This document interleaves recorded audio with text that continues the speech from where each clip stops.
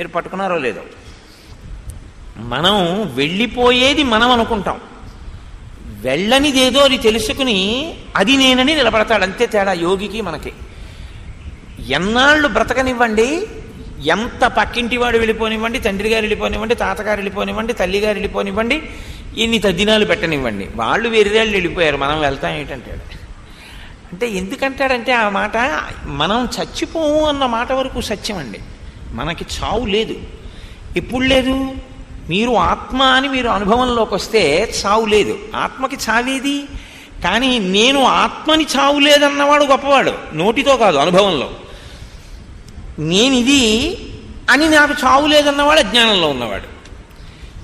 యోగి ఏం చేస్తాడంటే తాను ఆత్మగా నిలబడి కదిలిపోయి పడిపోయేటటువంటి శరీరాన్ని సాక్షిగా చూస్తూ ఉంటాడు. ఆ అనుభవంలోకి వెళ్ళిపోయిన వాడి మాట చాలా గమ్మత్తుగా ఉంటుంది. అసలు అది ఏంట్రా ఈ మాటలో అనిపిస్తుంది. మహర్షి దగ్గరికి వెళ్ళి ఒకప్పుడు రమణ మహర్షి దగ్గరికి ఒక ఆయన, మీరు రాత్రి బాగా నిద్రపోతారా అని అడిగారు. అడిగితే ఆయన అన్నారు, అవును ఇది నిద్రపోతుంది అన్నారు. మరి మీరు అన్నారు, నేను నిద్రపోతున్న దానికి సాక్షిని అన్నారు.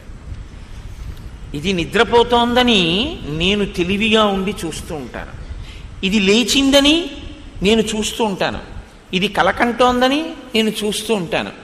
దీని మూడవస్థలకి నేను సాక్షిని, నాకు మాత్రం అవస్థలు లేవు. ఆ నేను ఏది యథార్థమైన నేనో అది నేను, అది ఆత్మ.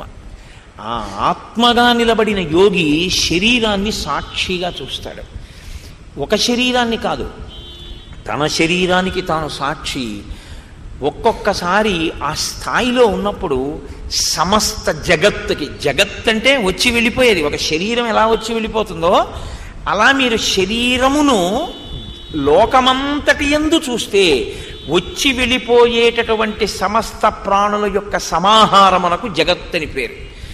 జాయతే గచ్చతే ఇది జగత్. ఏది పుడుతుందో ఏది వెళ్ళిపోతుందో దానికి జగత్ అని పేరు. అంటే మీకు ఇంకా తేలిగ్గా చెప్పాలంటే డేట్ ఆఫ్ బర్త్ ఉన్న ప్రతిదీ జగత్తులోకే వస్తుంది. ఎందుకని?